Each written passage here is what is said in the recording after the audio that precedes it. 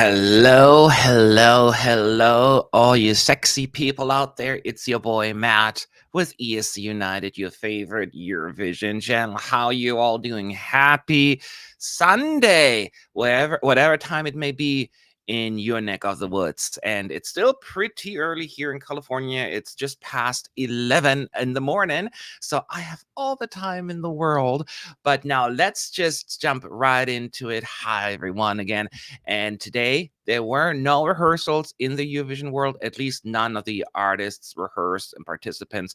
There may be some rehearsing going on of inner acts and all of that stuff, but nothing like that we can really talk about because we don't get any pictures or information on that. Today, it was all about the turquoise carpet because we are too fancy to call it a red carpet like the rest of the world. So, those who've watched it, I hope you had a good time. I actually crashed. And by that, I mean, after these 9 or 10 days of early 4 o'clock, getting up in the morning and trying to make it work, I was like, I'm going to sleep.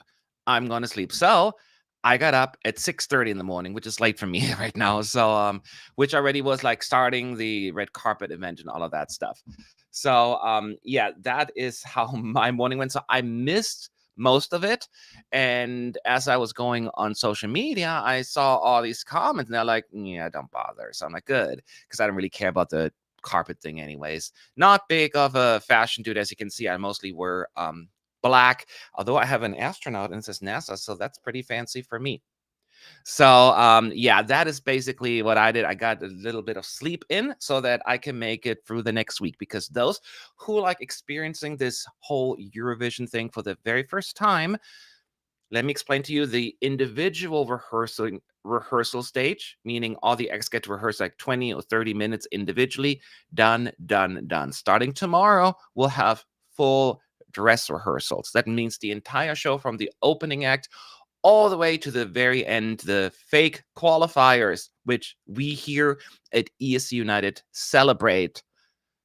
And it's silly, it's ridiculous, but it became our thing a little bit. So, hopefully you'll stick around for that as well. We'll have 2 live streams tomorrow, one in the afternoon for the first dress rehearsal, and of course the one in the evening. And we'll do that throughout the whole week, rinse and repeat. So now we'll really get to find out what is going on and give you an insight. Of course, as the press, we are not allowed to share any images from the screen or sound for that matter. So you have to rely on our descriptions of all the details. But fear not, we also have live information. We have my team inside of the arena during the first rehearsal: Melanie, David, Gabe, and Roy. I know they're taking turns, and they'll bring us pictures, they bring us little snippets, and I will share those during our live stream as well. So we'll keep you up to date here. Very, very, very, very important.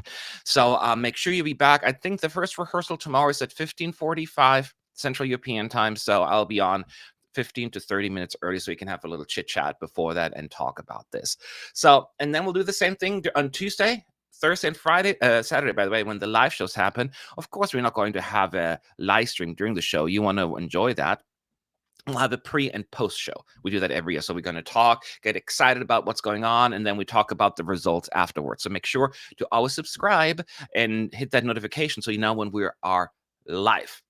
So, some people are saying in the chat, they're excited about the postcards, which are so green this year, metaphorically, hopefully not literally, because they had the artists apparently record themselves from home and saving a lot of money and costs and, carbon footprint, if you will. And we'll see how those are going to pan out. I'm really excited about them as well. Again, we cannot take pictures, but we'll describe them to the best of our abilities. And there will be probably some things being released, some ideas, but yeah, be really, really excited. And throughout today's live stream, by the way, it's a little bit more cash.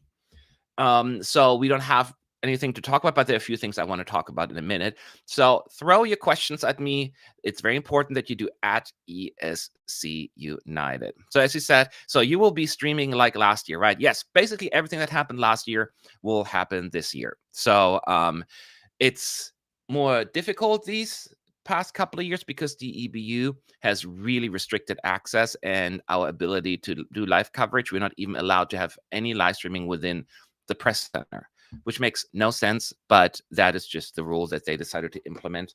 So, yeah, we have to work around all of that, but we'll make the best of it. Am I right? Am I right? So that is basically what we are going to do. So and forgive me, I actually have to do one more thing before we went live, because I have to give my dog away for a few days, family to family's house.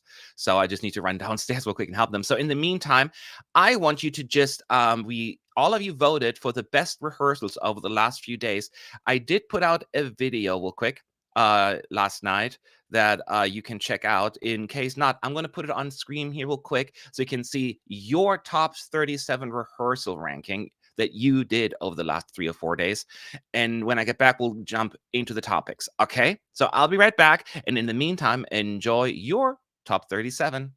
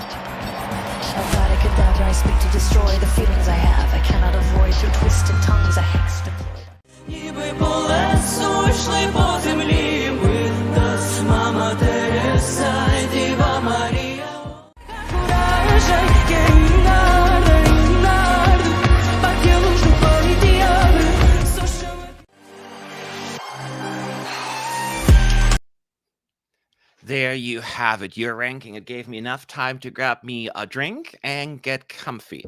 And some people in the chat were asking what this ranking represents. Yes, it's your first impression of the rehearsal clips, the YouTube clips. This is not in shape or form your favorite songs or the ones that you predict to qualify or any of that or any sort of prediction betting odds. It's really just I asked everyone in the chat, how did you like this rehearsal? How did it impress you? Not necessarily on your personal taste in terms of the song, but the visuals that you saw and all of that stuff. So that's how the ranking was done. That's why you see countries like Poland, maybe a little lower. A lot of people didn't care for it. While Portugal, the winner, got a pretty high ranking. So that's basically how it was done. It's nothing scientifically. It's so fun, and it was just a very interactive way to see where people land. And we're going to do something similar today. We'll quick if we have time. But we'll see. So yes, that is your ranking. And I forgot where we left off actually. Oh yes. So those were your rankings as pointed out. And we talked about exactly what's going to happen over the next week or so. So hopefully you are aware of that. One thing I did not pay attention to because I was sleeping and I'd only heard like meh things about it is the actual turquoise carpet that happened today. I don't know why it was bad. It's just like people like, no. It just wasn't fun. So I would love to hear from you exactly what was it that wasn't enjoyable about that. And because is it just like the interviews weren't good or they didn't understand Eurovision? I am not sure. So we'll have to see, I guess, on that one. I am trying to see if there's a good gallery. I wanted to see some of those pictures of the artists. I see there's some online, so I'm just going to look at Twitter about it. People saying nothing happened. It was just bad. It wasn't an event. It was just interviews in a room. Yes, I saw from the Azerbaijani delegation member that they were basically saying this is only intended to have a quick interview session with the hosts, then a bunch of pictures and not many questions with the media, only like 1 or 2 question max kind of situation. So it was apparently not like how it was done in the past. Not sure if this has to do with the security concerns that they are experiencing or Sweden, who has been a little bit more hesitant with press access to begin with, has just said, we don't want that. So that is unfortunate. It's the promise I have with all of this is that with no longer having like a full first week of Eurovision in terms of press conferences and meet and greets, now they're getting even less and less interviews. It's for a lot of the smaller delegations and artists in particular, this is great exposure, right? For post Eurovision life. And the fact that they don't get that as much as in the past is very unfortunate in my book, but that is also just a selfish thing to point out. Lots of cameras pointing around and then cut into the room with delegation and the interviewer, and then the questions weren't even that good. That's what happens when you just bring some random people in there who are not Eurovision like seasoned, so that is a problem. And I remember though, it was at 22. Yeah, Italy. That was a hot mess in some ways, but we all loved it so much for that, maybe for the wrong reasons, but it was so much fun to watch it. I didn't even watch the whole thing, but just the clips that I saw, I was like, oh my God, this is hilarious. So you're saying it was just hosts asking questions, and then between artists, they were just photos of Mamo as a break. Oh my, why were they thinking that would be good? I mean, didn't they usually have people walk along the carpet and then, show the outfits and then talk to the media, just giving that more excitement feel, and then delegations like hugging each other. It's just like a little bit that coming together feel that was probably missing here. I understand that they had to do it inside because it was raining, but they need to prepare for such situations, right? Because it is Sweden after all. So, which ironically, it was raining here as well in Southern California. So I'm like, really? Really? I stayed here and now I'm still gonna get rain? So, yeah, that is certainly what it is. So, let me take a look at some of these pictures. Let me share my screen again and see if they're. I mean, I'm not a fashion dude in any shape or form. So, let me see what we get here. These are just Is there a next button? No, I have to click each picture individually. Well, that's annoying. Azerbaijan is wearing a military outfit. Farid, okay. Oh, it looks from here like it's probably not. That's what I'm seeing here. Kaleen wearing a black raincoat. See, I should not be commenting on fashion because I don't know what I'm talking about. Okay, can I see it again? Can you see through this? See, this is okay. All right, see here. Oh no, they're all wearing just black. Okay. Okay. Who else do we have here? Oh, San Marino come in the stage outfits. That is smart. You know, it's cheaper. And that's what we know. And Tia Coffee. That's one of the hosts, right? Her? That's Tia Coffee? Oh. Tea or coffee. I got it. Yes. I just clicked. So, yep, Georgia. Okay, Kung Lao hat here. Those who watch Mortal Kombat or play Mortal Kombat, they know my reference. Okay. 90s boy band look here from Cyprus. Lots of denim. I wonder if they got that from the Finland's egg. Okay. And. Oh, I like those glittery outfits there. Those are backup dancers, right? And Tia Coffee. No, I'm calling it tea or coffee. Tia Coffee. Tall she is, right? And look at her. She's hovering over everybody. Or everybody else is just really, really short. Oy. Now that is a very extravagant look. Inspired by chess. Black and white. Okay. Oh, another gigantic head. Oh my god, Malta. That looks... Oh. See, this is why I don't get fashion. I'm like, why? Why? Why? You have to hold your own hat to walk. Okay. Oh, and the backup dancers have to wear masks. Really? This looks kind of spooky. They look like shadows. Yeah. Aye. Okay. All right. Don's I like because he's just like a comfortable blue suit, sticking to the blue colors. Probably my favorite so far. I like simple. Oh, that's kind of pretty too, though. You know. What's her name, by the way? I know I should know this because I didn't look it up. Let me know. Okay, Luxembourg here. This looks also quite cozy and comfortable. All right. Okay, Serbia. Also an interesting look. They're all trying to show off something. Okay. Oh, of course, baby lasagna. Arco wearing something.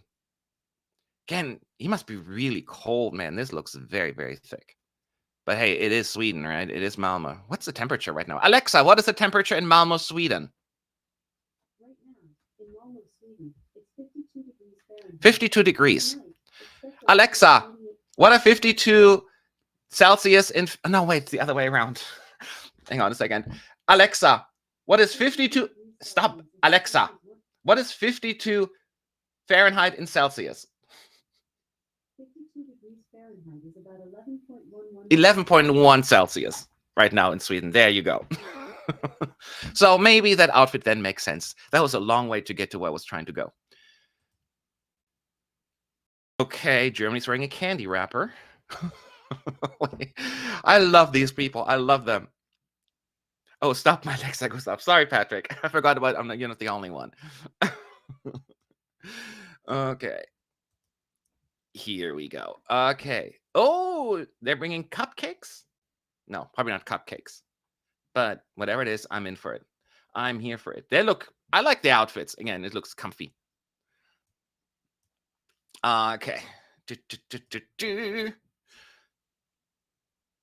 Wait, who is... Oh, Spain. I was like, I don't even recognize these people. I couldn't see that. Okay. Are they harassing her? What are they doing? Okay. It's a very weird picture and angle there. So I'm gonna move politely past that as well. Oh my god. Let me have a sip here.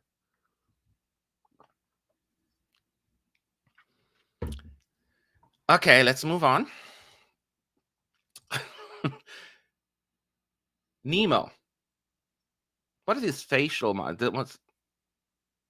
okay, that looks warm as well. But again, it's 11 Celsius. Alexa told us that. Okay, so. Oh, she's so petite. The wind's gonna blow her away, but wow. You know, some of these people I barely recognize now out of stage outfit.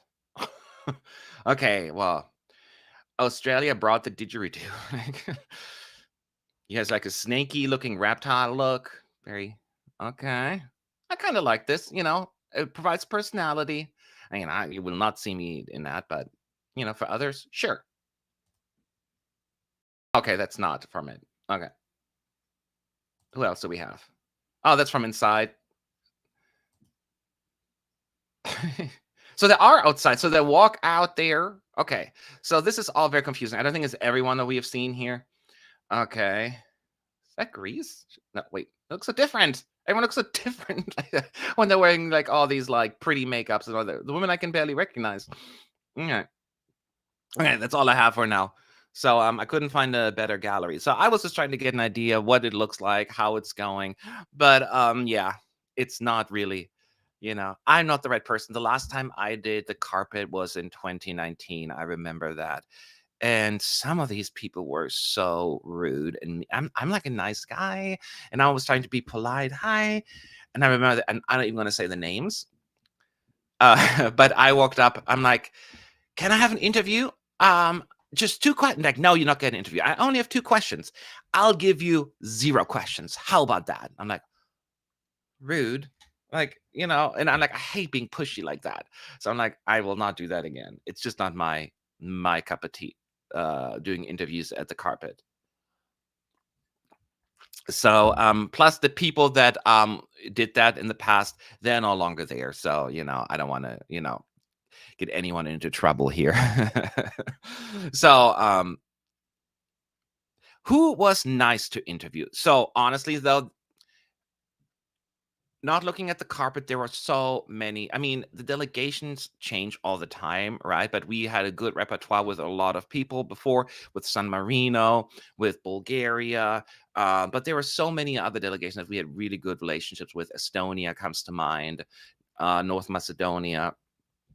So there were, and the artist, I will say 8.5 to 9 of the artists are very nice and approachable. A lot of them are just regular people, have a full-time job, and they're just there to do music, right? And I find that very, very charming. Everyone's really excited. So the people that, I mean, there were so, you have to ask me, you know, who, I mean, 2019 was just crazy. There were so many nice people.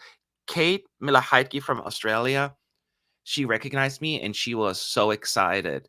And now I forgot her name from Greece in 2019. Better Love. I forgot her name right now. She was so sweet. She recognized me as well, and she wanted just to give me hugs. The gentleman from Israel, Kobe, Israel 2019, so nice. Like 2019, everyone was so nice. This is my favorite year doing interviews because everyone was just so wonderful. So there are so many of them. So I have to really like, I can't even think at the top of my head right now who else was nice, but most of them were nice. And a lot of them you just even like, it's no longer the case because things have changed now as well. You saw them at the Euro Club and you kind of partied with them. Unfortunately, that is no longer a thing. Katerina Duska, thank you. Yeah, very nice woman as well. So yes, I really I usually like the more like you have time, sit down and chat away a little bit kind of interviews, not the ones that you know, are rushed. And I'm glad that Gabe, Roy, Connor, they're doing all the interviews now.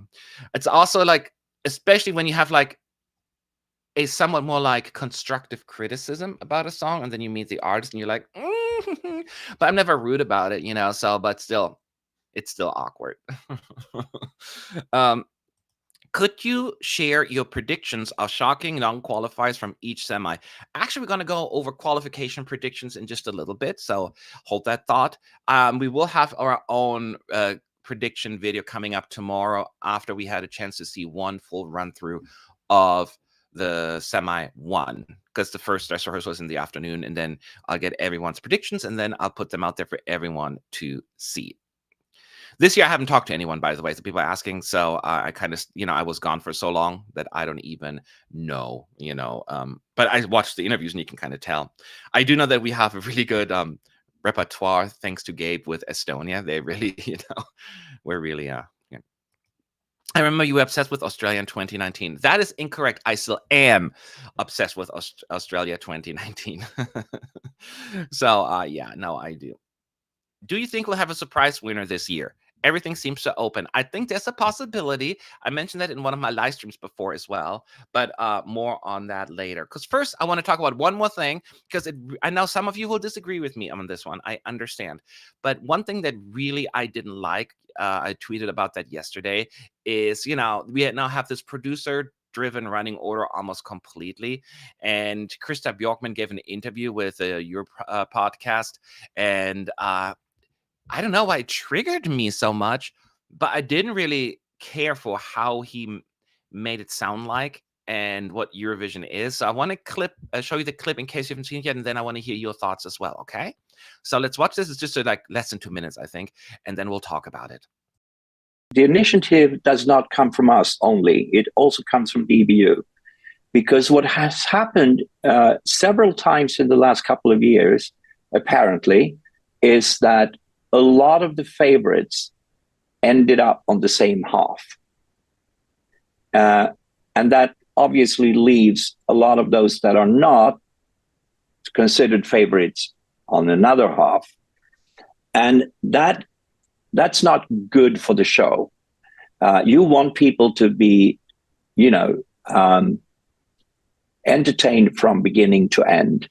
And also when you build, when you build anything, there must be a dramatic curve going through the show.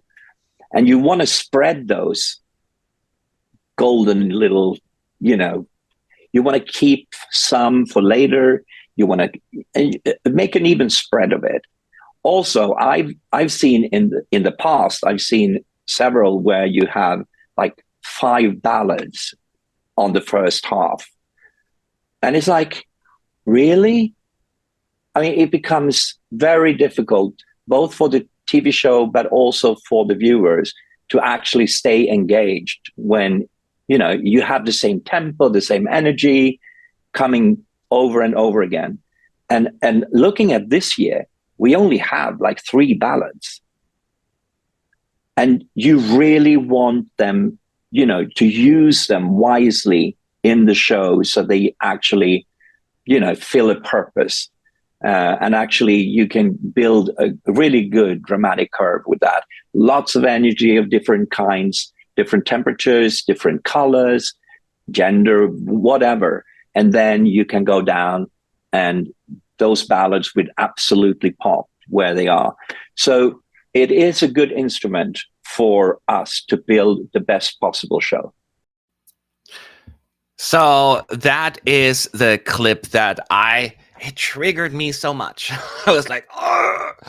And because it's like, so everything that basically you told us before, kind of like you showed your cards, like you said, the quiet part out loud.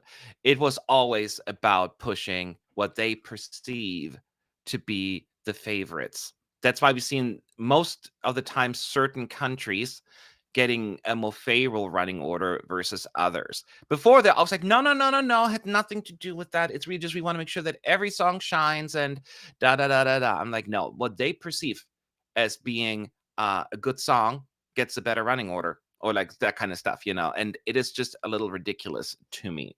And the most important thing is, I've always said, this is the Eurovision Song Contest. It is a contest. It is a competition, and you have to be fair. As I said, you're not going to say, well, Serena Williams, she's the favorite to win the Grand Slam, so we're just going to put her next to weaker players so she can easily make it to the finals. You don't do it like that. And that is how I feel about it. And I understand that it's also a TV show, but the contest and competition aspect of it should be the uttermost of uttermost importance. And here they are deciding what a favorite is. And a favorite is usually what's doing well in the betting odds. That means people with a lot of money, they can often decide to give, certain countries a better outcome in the draw. And that is bad, especially now that they can do it from like 1st to 26th. There's a big difference on where you end up. So, and I just don't like this aspect of it because it really makes it a reality TV show. Because I can't speak for Europe, and every country is different. In America, there are certain rules, right? For instance, if it's a reality TV show versus like an actual competition, like for instance, if you are a true and fair competition setup, then you cannot make adjustments to like certain setups. It has to be all random, fair, and non-favorable. So, for instance, Big Brother or anything like that, they have all these competitions, but it's a reality TV show, and they kind of have a right to make certain adjustments to favor an outcome. And same for America's Got Talent or whatever. They can make it so like set it up in a way that the desired outcome that they want, they can set it up that way. In a true competition, you're not allowed to do that here in America. I don't know if the same rules apply in Europe or in Sweden for sure, but this is certainly not what I like, and it becomes for that reason a little bit more of a reality TV show for me. I would love to hear some of your thoughts, by the way, at ESC United. I think an overvote criteria should be established where countries with poor qualification records and recent poor running order get the preferred slots in the live shows. That will never happen because it is, I agree, that would make even more fair. At least I can say, let's give them a shot, right? But it should always be just random in my book anyways, but it is a little bit frustrating, and it shows why countries like Albania always get really bad running orders almost every year lately, because they're never considered a favorite. They're disposable in the eyes of the producers. So it is very, very frustrating. And then, he only makes it sound like there are only a few good songs and the rest are not worth watching. But I agree about the ballads and making a good show. Well, the ballads, though, but keep in mind, he also is wrong. There are more than 3 ballads this year. So I'm like, you don't know what you're talking about. So that's always bothers me. Well, if you really truly have a certain requirement in your mind, then put the songs by genre in different buckets and do them randomly, or do them in quarters or in halves or whatever. But they don't want to have just a little bit control. They want to have all of the control. And it'll only be a matter of time until we get like 1 to 26 running order decided by the producer. So it's just getting really ridiculous in my book. So I just really hated what I'm hearing. And I just don't really like what this competition is walking towards. And that's, as much as we all enjoy Mailfest, it's always like, okay, we put the favorites last, so making sure that they're going to qualify for the finals or at least second chance round, worst case scenario. So it's just always so annoying to me. It's like, we need to have the random order back, or at least a controlled random order, which there are several slots in which they pick countries in random order within those slots. Yes, absolutely. If there is this thing about, hey, we need to also take into account the entertainment aspect, even though I personally am all in favor of let's just do randomly. It was an issue in the past too much. Yes, and some people, songs get hurt than others, but at least it is fair. If your song is strong, it will stand out. So, but this whole like we decide everything, and it's so non-transparent. That is the issue. They just decide, and that results in a lot of conspiracy theories. And don't get me wrong, I have my own conspiracy theories for that exact reason. Pairing up countries in pairs based on genres of competitiveness and distributing them randomly in halves would be fair, and they would achieve a good flow. Exactly. And I find it also ridiculous. You cannot have 2 upbeat songs back to back. Like, people are that stupid. I understand something that happens. You need to, I understand if you want to do the show, but then at least be a little bit more fair. And I'm just tired of getting the same countries and especially those who have difficult setups. They get to go right after a break, so they know they're not going to be ever early. So it's just ridiculous. I think he makes it look like he's doing it for the audience, but he's actually doing it for the business. Best comment of the day. we can end this show now today here. You're absolutely right. Martin Osterdahl talked about it as well. It's all about the money. The more clicks, the more views, the better. And that's why you see all these push also for the like in 22. Subwoofer got all the push. Now the Netherlands gets a lot of pushing because it is very memeable and it's a lot of great promotion seeing all these things. And you need to keep those advertisers happy. And I understand to a certain extent that makes sense because Eurovision is expensive now. There's a case you made, maybe you should scale it down a little. But yeah, that is certainly why they're doing it. But it also gets a little insane, if you ask me. I think we should be rational being a TV show and thinking on investment. PV, what most matters is the winner. The other places are irrelevant. Is that what you think everything else is irrelevant? You think there's no difference that Karja came second versus Germany coming last, or those countries that didn't qualify? Or am I misreading this? And picking a winner can make a big difference if your song goes early. What if they really don't want Ukraine to win this year? Like, you know what? We don't want to go for all the hassle telling them they cannot host next year. So we're going to give them slot 3 now. So, you know, bringing down the odds of doing well in the televote. So that's why I have an issue with that. So, yeah, no, so I don't see that. I think that putting the big 5 in between other countries in semis is a big mistake. It will definitely interfere the overall results and qualifications for some countries. The thing is, we'll never know if it did make a difference or not. I personally thought it would make sense to have them perform right after in full, because I was in favor of them performing in full. Within the running order is a little strange to me. I don't feel as strongly about it, to be fair. But I would have preferred them at the end of the show, like right after, like as soon voting opens, that's when they perform. You know, that kind of thing. That would be smart. But that is just me.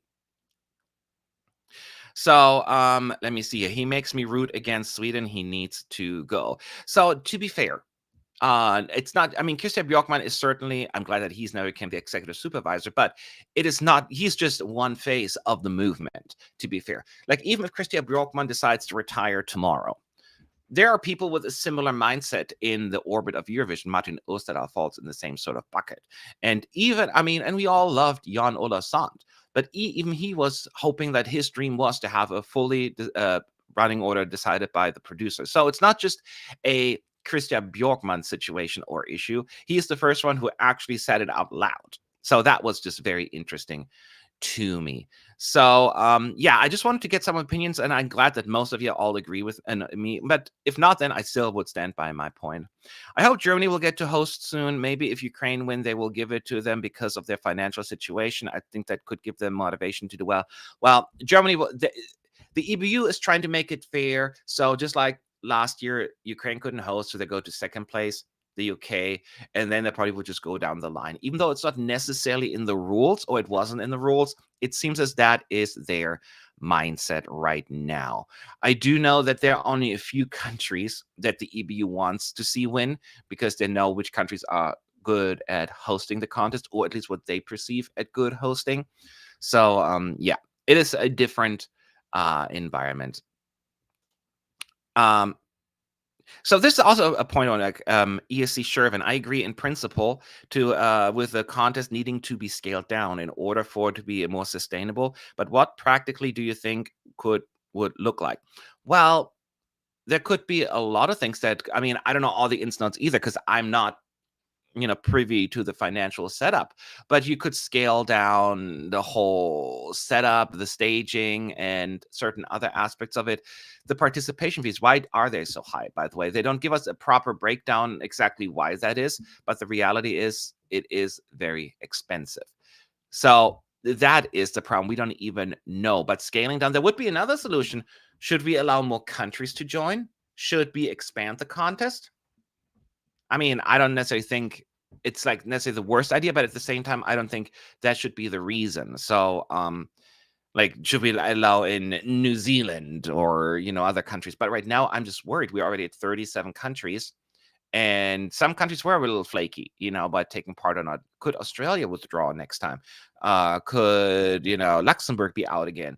We already such a low number. It makes me very, very nervous.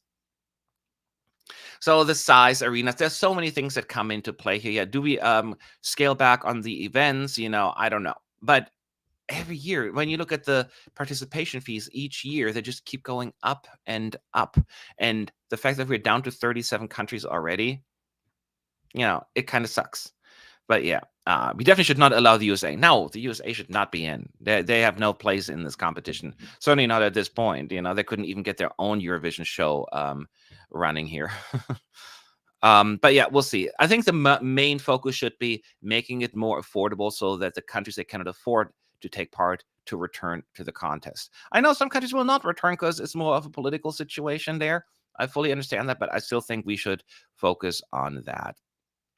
They could put a spending cap on how much could be spent on staging or move away from the seeming hard requirement for hosts to have big LED screens for which can't be cheap for hosts. Exactly.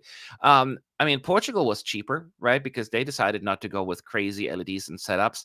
There are many different ways you can do it. I don't know, but it is, anyone who has worked a budget before, you can't really comment on everything without seeing the actual budget. Could you see another country being invited for the 17th anniversary of Eurovision like they did with Australia to have more money? I think in the next few years, not next year, there will be more additions to the contest. The problem is, Russia was kicked out for a good reason, right? So no one is denying that or fighting that. But the reality is Russia added a lot of money to the contest as well. So that's not has to be picked up by all the other contestants. Imagine like Germany saying, we're done. Gosh, that would be, very difficult for Eurovision to sustain this whole thing.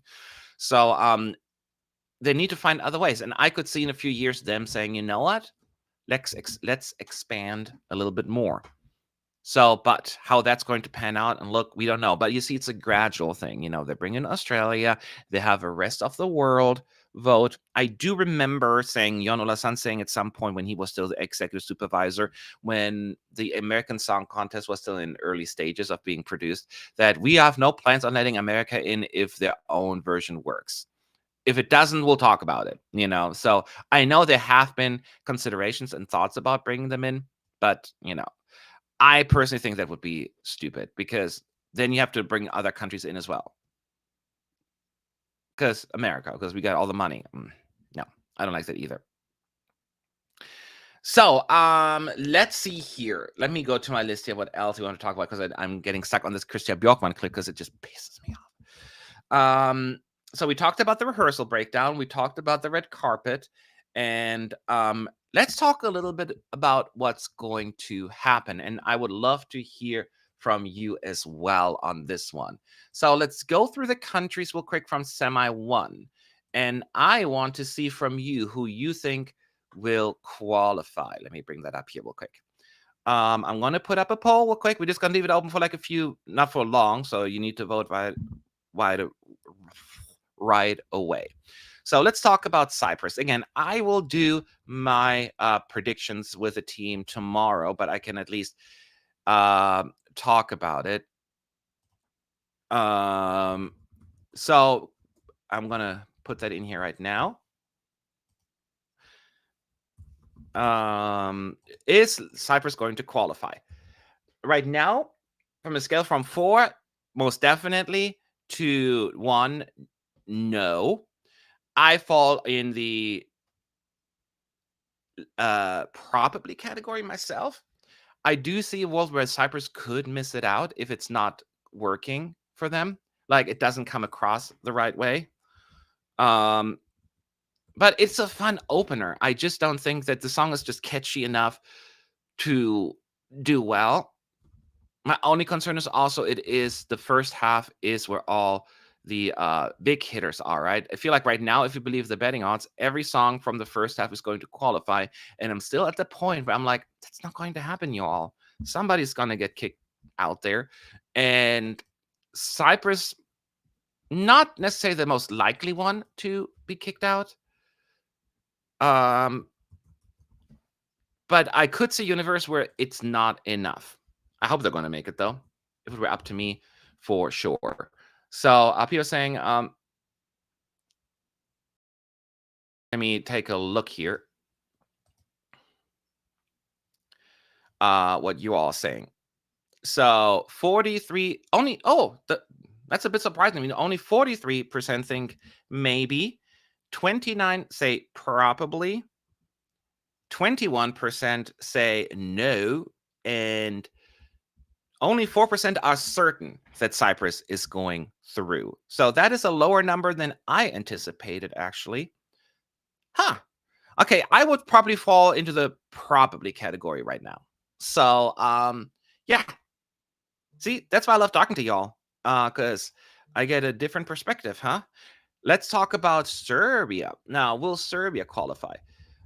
So with Serbia, I had a similar relationship as with Cyprus in terms of somebody is going to miss out, and it would be such a shame. It's one of the slowest songs in the first half, and it's so beautiful and haunting. I know that the team is not super thrilled with some of the camera work that happened, but it deserves qualification. The question is, there's so many big hitters right after that, and I don't know. I don't know if that's going to happen. Right now, I'm on the fence. For me, it's a borderline qualifier / non-qualifier. It's a 50-50 for me right now. So I would love to see from you where you fall as well. I'm also looking not only at the song and the running order, I also look at the countries that are in this particular semi. Serbia will have some support from Croatia and Slovenia, of course.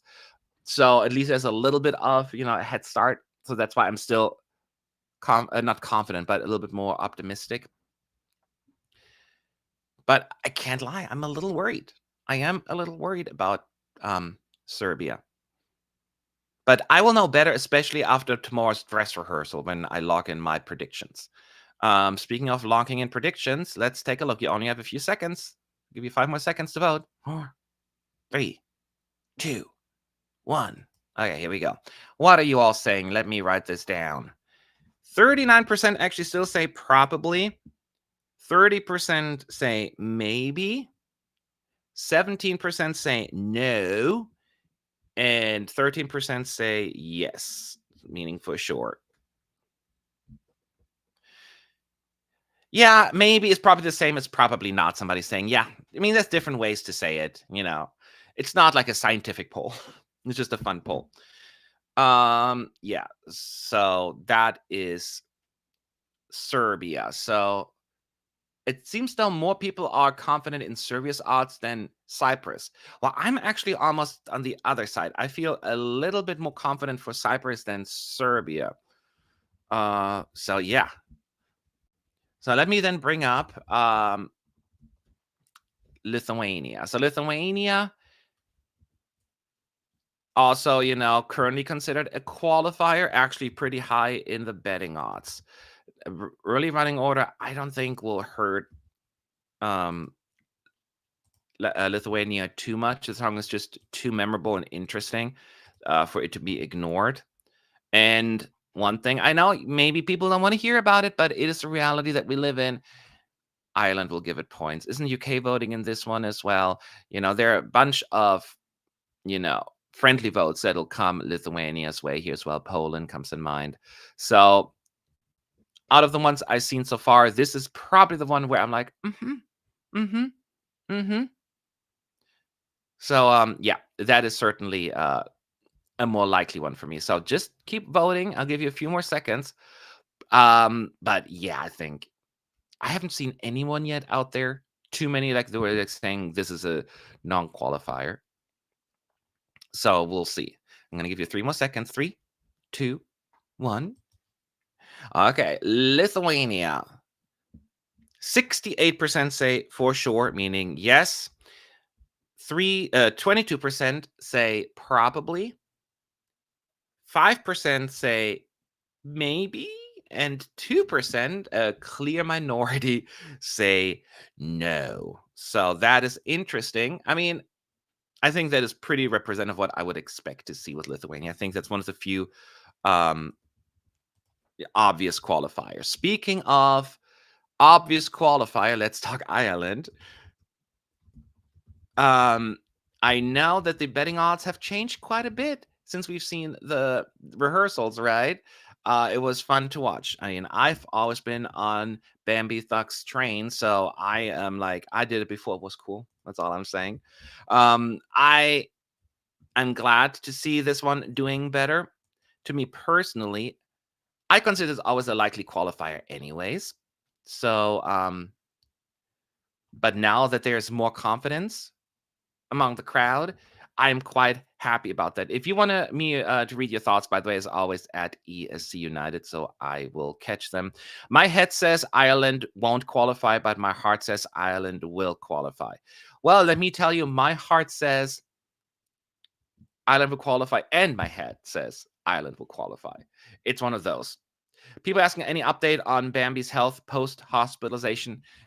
They were at the turquoise copper today, so they seem fine. It was a little bit food poisoning, bad shellfish, what I'm hearing. I had food poisoning once, and it took me out forever. Ugh, that was like the sickest I've ever been. And so I'm glad that they are doing better. Oh, for sure. Slightly spelling there. Somebody finally called me out on that. It's for. That's a spelling. So let's give you a few more seconds. 3, 2, 1. Okay.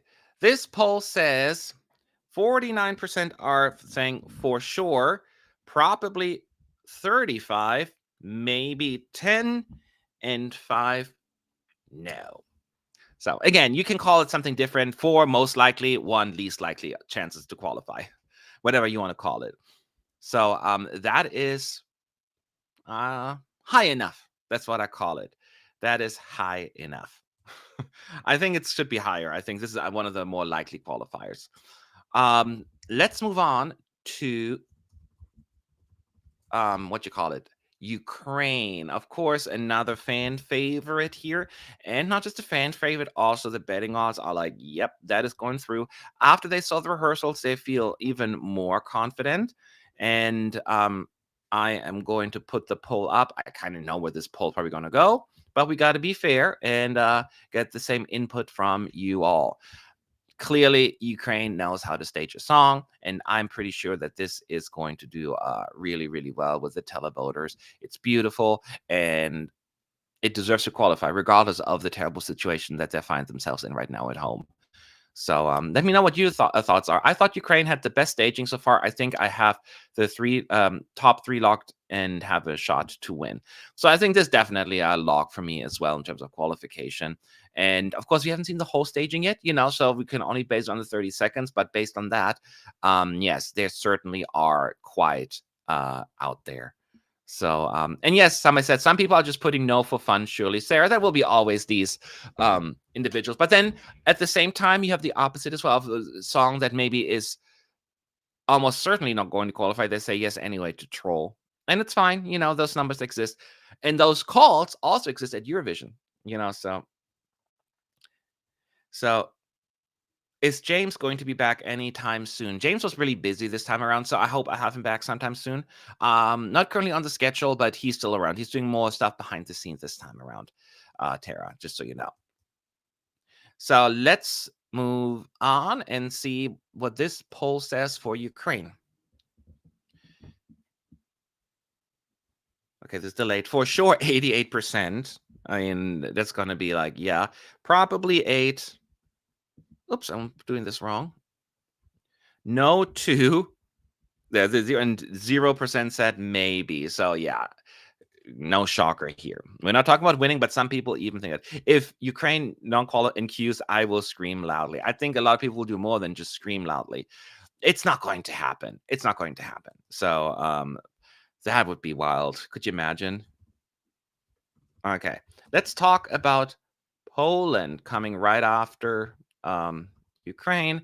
And Poland, I know that there are a lot of opinions out there. I know that there are a lot of opinions out there for the staging. And you saw your own poll just a few minutes ago, right? And it was pretty far down. I feel like I'm the only one who really just enjoys this madness of staging. I am still concerned about the vocals. I'm not going to lie. But I enjoy the rest. I love it. I absolutely love it.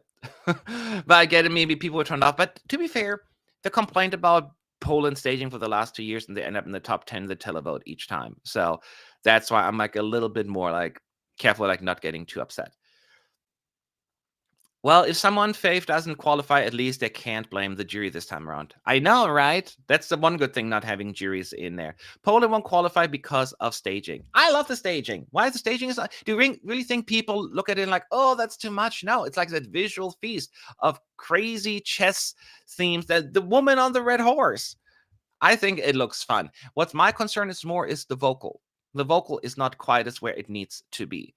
So that is my concern. But if I figured that one out, I made some suggestions, then this should be good. Thank you so much, Sadie, for the super chat. If Iceland doesn't qualify, I'll cry. Great to see you still involved. Iceland, we'll get to that in a second. But get the tissues ready. I don't know what to say. It makes me a little, less optimistic, but let's wait for the poll. Maybe I'm in the minority. Okay, let's take a look at Poland and what you all had to say about their chances. Maybe is leading with 46%, probably is getting 24%, no, 22%, and only 6 say for sure.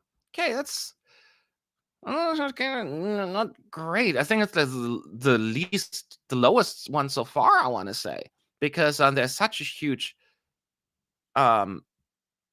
no vote here. Well, it's about like kind of in line with Cyprus, I guess. So yeah, that is interesting. Yeah, I still have that as a qualifier, at least probably. So, but maybe I'm just too optimistic because I love the song and I love the staging and my bias comes in. But again, I'm also trying to be, reasonable because I know it seems to be people don't like Poland staging and then they still qualify. So let's talk about Croatia. Obviously not going to qualify. Nobody likes it. Now, obviously, I know the outcome of this poll, and obviously, it's just wonderful to see so much excitement. And I'm so excited that the folks in Croatia are already reviewing, like, which arena could we do in Zagreb? I'm excited that they're already considering this. I like that. Don't get ahead of yourselves. We're not talking about winning in this poll. We're just talking about qualification. Let me know what your thoughts are. But obviously, Croatia is another lock, right? We're not even like pretending that this might not qualify. Unless I'm wrong, I want to see what you're all saying. Let me know also in the chat at ESC United. So I can see what you are saying. He left his cat, Matt. Of course it's a non-qual. Yes, Shannon, thank you. That's and he sold his cow. Why can he keep his cat with his family but not the cow? I'm still not good with that. When I travel, I bring my dog. Sorry, I'm not leaving my cat behind. The pet lover comes out in me. Croatia will do great with televote. It's a lock qualifier, but for the win, I don't think it'll make it because of the juries. Okay, and it's very fair, and we'll have that conversation. This is the first time I've probably rooted for Croatia. What's on my first time? But it is certainly, I don't remember this hard, rooting for them. They already rent an arena for the Eurovision next year in Croatia. They really believe in the win. Well, they believe in it, or at least they know it is possible. To be fair, Switzerland is doing the same thing. They're looking for potential venues as well, because you kind of plan ahead a little bit, right? It doesn't mean it's going to happen, but you saw what happened in Sweden this year. That was the only option, Malmo. All the other options didn't work because they were already booked or busy or didn't want to do it. So yeah, there are other factors that come into play. So let's take a look at Croatia, how the poll ends up. I would assume similar, like probably around 85% yes would be my guess. Sometimes, for sure 90. Oh, for sure 90. Okay. For sure probably 5. Not much left there anyways. Oh, why is it time? Oh, I'm not in the right thing. So 90, probably 5. The 3 no's. And then 0 say maybe. So that really, really high number, but not a surprise. It's just wonderful to see like one of the countries that usually are not as talked about much in Eurovision terms. Yeah, sorry, Matt, but I really love the picture on your wall, Matt. Oh, thank you. Yeah, we have a theme here, peacock colors, in this room. You can see maybe the peacock effects in the back there as well. So we're trying to stick to the color scheme here. Thank you for noticing. So that is Croatia. And it's my dream to go to Croatia. So I just want them to win for that reason, even like put the song aside. Okay, so we're going to move now on to Iceland. I know, Said, if you're still there, make sure to vote in the poll. But be honest, is Iceland going to qualify? Look, the song has not received many ways, but we're also the Eurovision bubble. Not people voting mostly are not in the Eurovision bubble. Is there a place for Hera Björk's Scared of Heights? Could we miss something that the audience could actually like? I still say no, because I just don't think the song is remarkable enough melodically or just from a composition perspective to really stick. So that is my biggest personal concern with that. She's my queen, and I want her to qualify, and I said it before my review. She acts like she's going to win this contest. And I don't mean like she's arrogant, but her stage presence and confidence is just unmatched. She's like, I'm singing Scared of Heights. I got this. And she's just wonderful. But yeah, the song, I don't. Oh, wow. Thank you, the Owl, Nelly the Owl. Love your content every year. Tune in it all the time. Keep it. Thank you so much for helping us find out. It's not cheap for Eurovision. Thank you for your support. Thank you. Not even a question. Let me actually, and before I then, because I meant, see, you're all distracting me. I got, I'll read that later, actually. Now, let me not get distracted. I got another message earlier, but I'll do that later. So let's take a look at the poll. So, yeah, just seeing that, not shocked to see 79% saying no. 70% say no. 15% still believe there's a maybe. 2% say for sure. And 1% says probably. So that is certainly a pretty dramatic difference there. From Croatia, it's like almost flipped around. So yeah, not too surprised. That it's just such a shame because we all love Hera Björk. Let's move on to the next country, which is Slovenia. Will Slovenia qualify? And this one, I'm really interested in hearing your thoughts and the poll, only because it seems to me personally the biggest wild card. Will people click with it? I know it's a very artistic song, right? It's not very like commonly known or played music. And I still think with Jersey would have a better shot. I just don't know. Will the televoters go for it? She sounded good, and she's such a wonderful artist, and I was rooting for her to come to Eurovision because she's tried on several occasions. But with so many strong songs in the lineup earlier on, I feel like people may forget that. So yeah, that is my concern. So if I had to vote in the poll, I don't want to influence you too much, but I would say maybe. I would say maybe. People that do before your opinion, otherwise you are kind of indirectly influencing the results of the poll. I know, like I don't think I have that much power. Plus, I did that. I didn't try to do that. When I did it last time, no one believed me anyways about Poland. So yeah. So we'll see.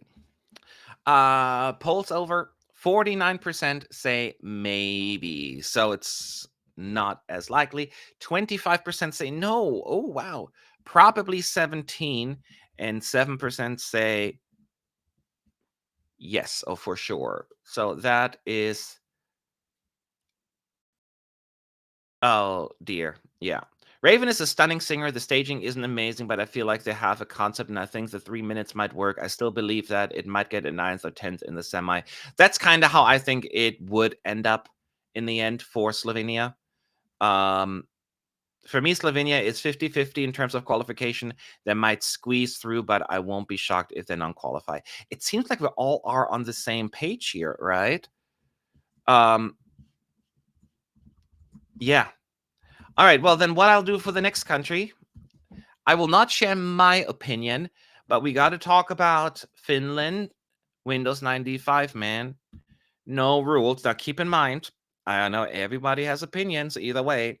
This is not about if you like the song or not, but what will happen. Will they qualify? So I will put that up here right now. And you can still talk to me in the meantime. If Slovenia qualifies, producers are giving it a spot 2 or 3. It would be that sacrificial lamb, right? Which goes back to the whole thing, like, we decide what's good or not. But the funny thing is, in other years, the producers always said, we don't know the results of the semi, so we cannot take that into account. And I said, bull. Let me believe that for 1 second. So let's see what people are saying. Again, not what you think about the song, your personal feelings, but how will it perform? The fact the staging is very polarizing will help it in a televote semifinal. It's a lock, I feel. If they were juries, I would have doubts, but now with them out, it's safe. That is a fair statement. See if you can influence people. I wish I had the same delusion as the people voting no. I know, it's like it's still surprising to me that this won the national final, but if it wins in Finland, why wouldn't it do well elsewhere, right? It's just, in a finals, if it, go through, it's going to be a flop with the juries for sure. So let's take a look at the poll. The thing with the Finland is I see a lot of people hating it personally, yet we're assuming the public across of Europe will want it. The humor just isn't funny to me, but because of the televote only, I think it has to go through. Okay, I have so many opinions now that the poll is over, and I feel like half of the chat will leave because they're going to be mad at my opinion. But first, let's do this. 33% say probably. 33% say for sure. No, 18%. And maybe 14%. 14, 18. So it is on the likely side here for sure. And I can see this one. There is, some people are saying, could be a shock non-qualifier if people are really turned off by it. But I think people will just enjoy this insanity. But yeah, there is a chance that people will not get it. Personally, okay, here comes the controversial opinion of the year. I said it once before, so I'm sure people may remember. Let me drink something first. I'm keeping you in suspense. So my personal opinion is Finland, Netherlands are on the same level to me in terms of songs. They're like these 90s songs that maybe would have finished 40th in the charts. They're trying to do it now. I don't click with either of them. So I'm just like, I actually prefer Finland's melody, the chorus. That's more catchy to me. So I don't understand why Finland is so hated by the bubble and Netherlands is so loved by it. And I don't hate either, right? Don't get me wrong. I don't get them per se, but I don't hate them. I just don't quite get the dramatic difference there. Like why one is so amazingly good and the other one is so amazingly bad. Okay, but that is just my opinion. I know that I am clearly a minority, although I see some people in the chat agreeing with me. At least I'm not the only one. I mean, come on, it's Europa, pa, pa, pa, pa, pa, pa, and then, that's it. But yeah. So, but that's just me. No, and I love the Dutch, and usually the Dutch love me, but maybe I just overstayed my welcome. So let's move on here before I dig my even bigger grave here. Let's talk about Moldova. Will Moldova qualify? Oh gosh, I cannot even type. Moldova qualify. Well, we all know that Natalie Barbu did the unexpected in 2007. Those were around back then. Moldova was not necessarily considered a qualifier, only because it was that horrible semifinal. We had, I think, 27 songs and only 10 qualified. So there were 17 non-qualifieds, which made qualification almost unlikely, and yet she somehow did it. Could she repeat that this time around with In the Middle? But let's find out. It would not be Eurovision without these crazy acts. I still agree with you on that, Matt. I guess it's trendy to like one and find the other cringy. Yeah. Netherlands has the heartfelt message.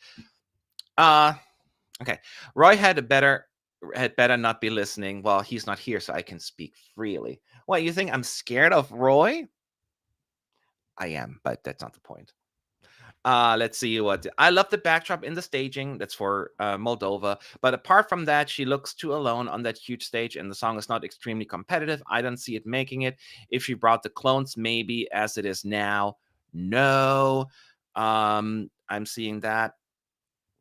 My mad doll just received a needle. Bambi approves. I'm mostly creeped out by the fact that you have a mad doll, but also kind of flattered. Considering that they only sent Barbu and not the others from the national final, do you think Moldova will withdraw soon to the financial issues? It could be. That's my concern with Eurovision, because it's going to be even more expensive next year. I don't even want to think about that, because that makes me depressed, and I want to be happy right now. Moldova, 77% said no. Maybe 19%, for sure 2%, and probably 1%. So ouchie bouchie.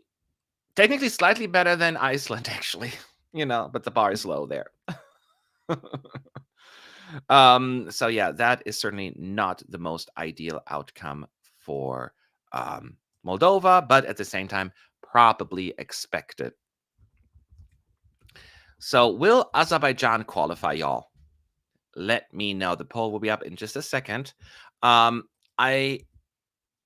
Without saying my complete opinion, again, according to the betting odds,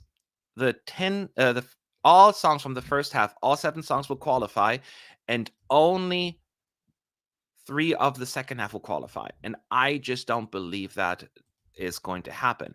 Recency bias is a thing, and the fact that people oftentimes don't tune in until much later. So there's no way in my mind right now. It would be the biggest shock if all songs, the first 7 songs, will go through. Could be Azerbaijan one of the ones that will actually do much better than people anticipate. So we will see. Let me see what you guys think about Azerbaijan. Always at ESC United. Camilo saying, I think there might be an audience for Moldova and Eastern Europe in middle-aged and older audiences, so I see them getting some lower points. I hope no one will end up at 0 points, first of all. That would be very, very devastating. Azerbaijan staging is gorgeous, apart from the main singer's outfit, but the song is just not competitive enough. So that is one opinion. I cannot get into the song. It's a P break for me. We will see. I personally got into the song, right? I think it's beautiful. I just love that kind of music. But this is not what I like, but what the expectations and predictions are. People like the ethnic sound, people are saying, and I think Azerbaijan is on the bubble with Cyprus, Poland, and Serbia, Fariola is saying. So let me show you the poll.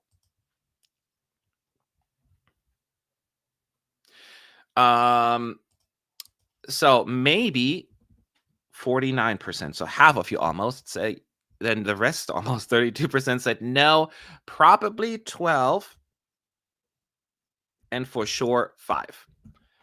I agree with the majority. I'm actually, as one of you guys said right now, people like ethnic sounds, and it has that feel to it. I could see this one being a surprise qualifier. I would be a strong, maybe a weak, probably. That's how I would fall. If there's a surprise qualifier, I think it could be Azerbaijan. So if they were to qualify, you will not see me fall off my chair. At least I hope I won't. So we will see. And then they often have support from the juries, though, that, to be fair, and they don't have that anymore. So who knows? Let's talk about Australia. Will Australia qualify? Yes or no? So as you know, Australia has always qualified, with the exception of 2021, where we're performing remotely, which, you can make a case that was the reason. You can make a case it wouldn't have qualified regardless. But yeah, that was the only time they have missed it. They have had a lot of jury support over the years, more than the televoters. You've seen that before, that they don't get that as much. We'll see what's going to happen this year. I mean, they did make it to the finals last year just on televoters alone. So we'll have to see how Electric Fields will perform. So go ahead and vote in the poll and let me know in the chat at ESC United. Peter says, before the rehearsals, I was sure they wouldn't make it. But this staging gives me love, peace, fun vibes. And I think you will appreciate it 50-50 for me. So I see a lot of 50-50 here for Australia. Shay is saying, I love Electric Fields and I love to see this in the final, but sadly, I'm not seeing it this year. And only Shade drops. First of all, best username. This one is a bit of a 50-50 for me. The staging looks a bit messy, but not bad, actually. I see the ending 11th, 12th, though. So, well, let's see what the poll says. I'll give you the ranking at the end as well. Australia is one of those acts that seem to be getting swallowed by the stage. Unfortunately, too many wide shots. Hopefully they'll change that. Okay, let's see what the poll says. The poll tells me that 41% said maybe, 39% say no, 15% say probably, and 3% are very confident that Australia will go through. I'll give you the ranking in just a moment between all the songs and see where it lands. They should have submitted the song last year for the Women's Football World Cup in Australia and New Zealand. Oh, yeah, but they want to go to Eurovision. I mean, who can blame them, right? Yeah, I mean, to me personally, I can share my thoughts, is that Australia's song is what I was called the album filler. It's not a competitive song. And if they want to qualify, it has to be 100% based on the feel and the vibe. It is a little bit more one of the uplifting ones, but I don't know if it's uplifting enough. I don't know. So I am a little worried about Australia. So I would probably put it in a weak, maybe a strong no. I don't know. I wish they had more options on YouTube's polls, but I cannot really do that. So it was a 5. I would give it a 2, maybe that kind of thing. So yeah. So let's then move on to Portugal. And Portugal got lots and lots of praise for the staging and the rehearsal so far. Not sure if everyone agrees.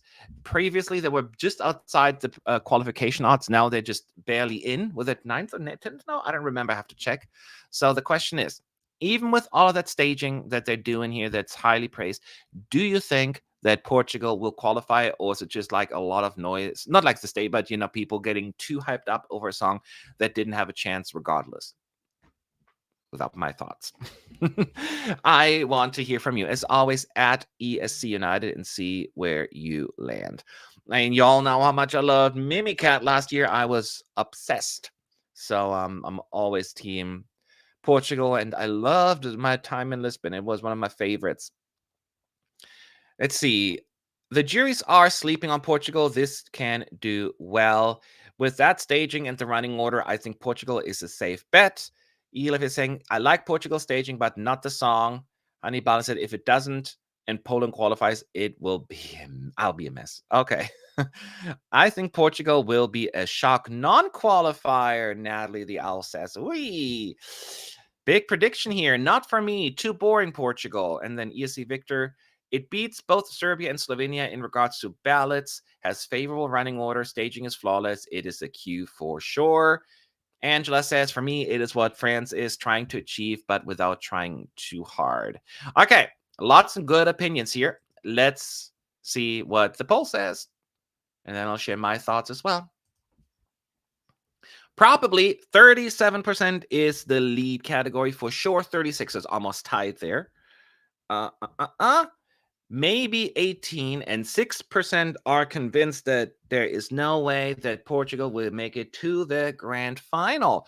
That's still overall a pretty good number. Where I fall, honestly, I had this as a qualifier without the staging already. I'm like, this is going to qualify. There's a market for this. It always has been, and everything was in line for it. And the running order and just the songs that surrounds Portugal. To me, it was always a safe qualifier without me even seeing the staging. The staging certainly only confirmed what my suspicions are. So I would be in the yes category, in the second one. So, and I know it's not for everybody, as you can see based on the comments, but there is a market for it. And a lot of people will like it. Certainly enough to go through. And I will say this about Portugal. Assuming Portugal will go through, it's going to do really well in the finals because the juries will, even if it doesn't do well with the televoters in the finals, the juries, it could be like it will be a love is on my side kind of outcome where the televoters are just like, but the juries were like, ha ha ha.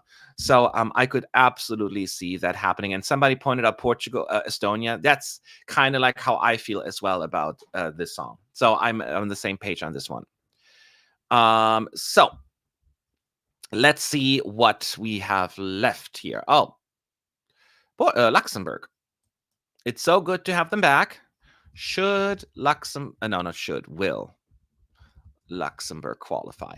Luxembourg, as we all know, finally back to the contest, and we need them to qualify regardless of the song because we don't want them to withdraw. Right? I would hate that to happen like after one bad result. So hopefully they'll make it, but just based on what you've seen and heard so far, does Luxembourg have a good shot? The poll will be out in just a moment. No. Okay, there you go. The last one. I just had to put in there. All right, here you go. So, and as always, your thoughts in the chat at ESC United. I would love to hear. Will we get live tomorrow from the press or online press? I'll tell you. We talked about earlier, Stargazer. So I will be online. It has been last year as well. We are not allowed to be in the press center live streaming. We couldn't do that last year. We cannot do this year. The EBU does not allow any sort of on live streaming from within the press center. That is unfortunate. So even those that are on site, they cannot be in the press center. But we'll do videos from the press center and all of that stuff, but no live streaming. So what we'll do instead, we're going to do the live streaming as always, but we have our team inside the arena, and we will share everything that they tell us on here, as well as pictures and snippets. So you'll see it here first. So, and then we can chat along on that as well and just have a good old time.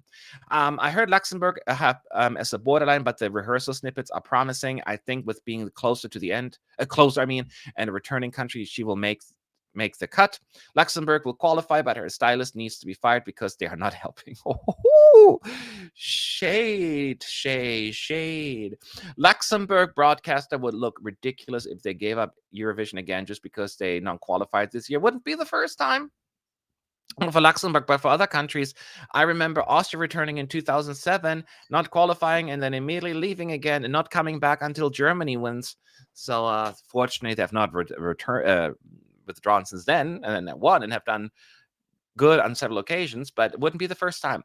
Luxembourg broadcaster would look ridiculous. Oh, no, I had that one already. All right. Let's go.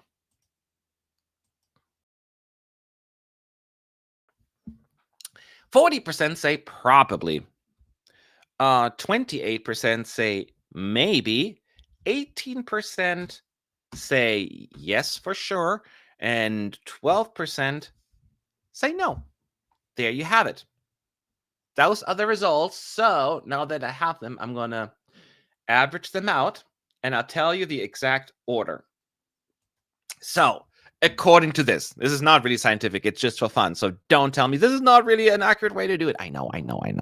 But we do it for fun. But according to your prediction now, in 15th place is Iceland with an average of 1.20. So according to your predictions now, Iceland will come last in this semi. Sorry, Sadie, that is not going well. In 14th place, it's Moldova with an average of 1.26. So Moldova is not going to make it according to you. Then in 13th place, ouchie, with 1.78 average. So there's a little gap between the bottom two. And then in 13th place with 1.78, Australia. According to you, Australia comes in 13th place, therefore missing out.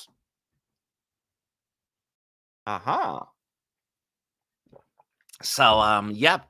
The next non-qualifier in 12th place, according to your predictions, 1.86 average. Azerbaijan, not going to make it either. You don't think it's going to be enough. All right. Another bummer. Then in 11th place, the borderline non-qualifier with 2.02 average, Slovenia. So Raven, you think it will be in 11th place. Oh, burp. So that is not going to be enough to make it according to your combined prediction right now. Let's see who made it. In 10th place, the country that squeezes into 10th place, the borderline qualifier. Well, there's a tie actually, so I got to do a tiebreaker real quick. Okay, so the one who gets more for sure votes is going to win the tiebreaker. So more fours. So in 10th place with 2.10 is Cyprus. So the opening number will just squeeze in liar. So that will be your borderline qualifier. Then in 9th place, same score, 2.10, but there were more people confident that it'll qualify, so therefore it wins the tiebreaker, is Poland. So 10th place Cyprus, 9th place Poland. Both of these songs, according to your prediction, will go through. In 8th place, with 2.46, that's another big jump, is Serbia. So Serbia will go through according to your predictions as well. Then in 7th place with 2.60, Luxembourg. Okay. Then in 6th place with 2.77, Finland. In 5th place, an average of 2.97, it goes up quite a bit, Portugal. In 4th place, 3.26. So we're getting really high now. 3.26. Ireland. Then in 3rd place, the bronze medal, 3.50 is Lithuania. That means we have a tie. Actually, the top two, Ukraine and Croatia, both receive an average of 3.78. So now I have to apply the tiebreaker, the one that received more fours. So the more confident votes. Ukraine received 88%. Let's say yes, and Croatia received 90%. That means Croatia wins the tiebreaker. In your predictions, Croatia is the most likely song to qualify from this semi. Ukraine, technically tied, but, losing the tiebreaker in 2nd place. So that is basically, so again, Ukraine, Croatia, Ukraine, Lithuania, Ireland, Portugal, Finland, Luxembourg, Serbia, Poland, Cyprus. Those are your 10 qualifiers on this list, leaving out Slovenia, Azerbaijan, Australia, Moldova, and Iceland. If you want to know my opinion, I'm just going to rinse and repeat what I said is I just don't think that all first seven songs will qualify. I don't see it happening. So there will be one of the ones that you think, based on this ranking, will not qualify to make it through. So, and it's something, I'm just reading the odds, right? It is pretty close to the odds, actually. Slightly different, but pretty close. But yeah. It's very interesting that the readers here certainly are on the same page. We should do that next time with the semi 2 as well. Which one do you think is least likely from the first half? Least likely, not because I don't like it, but just because of the setup and my vibe, is Serbia. I'm really worried about that one. And it sucks because I was really worried about Serbia last year as well, which was warranted because they came in 10th in the televote, So I have a similar fear as well here. So yeah, that is probably the one that's most likely, and potentially Cyprus, but I'm more confident about Poland than other people are here. So yeah, that is my feeling. That is my feeling. So yeah, but as Mikhail said, I cannot see all of the first half of semi 1 qualifying as much as I want them to. I'm in the same boat. I mean, this is not my personal top 10, right? My personal top 10 would include other songs like Azerbaijan, and although it's pretty close, yeah, only have 15 songs. It's very difficult to there are only like 5 songs that will be eliminated because the number of participants is so slow. So yeah, that is basically where we're at. So let me take a look.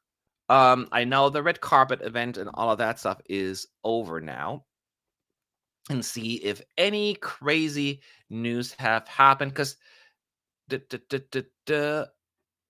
they usually drop some really cool news like on Sunday to get us all excited about Eurovision, but clearly that is not happening here. I'm just looking at my smart list. If anything has happened, that's what really interesting, because usually we get like these cool announcements, something, next year we're going to do this, or Luxembourg is coming back. We haven't gotten any major updates yet, which is interesting. No, it's all just about interviews.